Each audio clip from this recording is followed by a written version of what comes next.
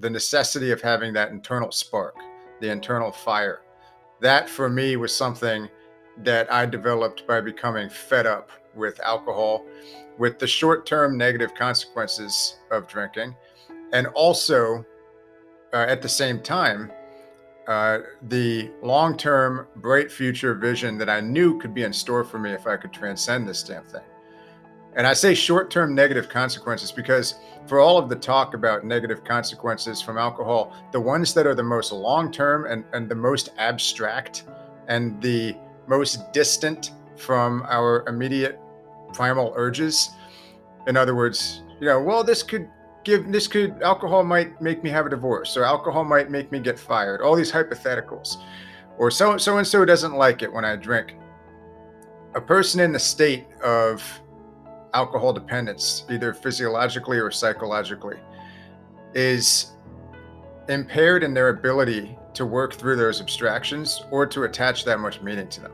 I've realized what ultimately did it for me was getting to the point where I felt like crap when I drank and it didn't alleviate my withdrawal symptoms, which is not to say that everyone needs to get to that point. It's often said that you don't need to reach rock bottom to quit. But to the extent that you can frame your short-term negative consequences or long-term, if you're capable of doing that. I was not capable of balancing all of these thoughts about what could or should happen because of my drinking. For me, it was like my liver hurts and my head's pounding, and I'm going to keep going through withdrawal and drinking as an endless cycle until I stop this. That pissed me off.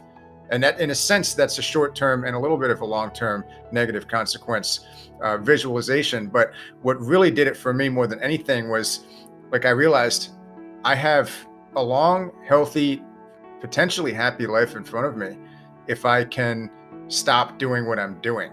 And that gave me what they call the psychic change at some point to enroll myself in medical detox, because I was at that point and I needed it. And then once I was there, it gave me the impetus to keep going beyond that.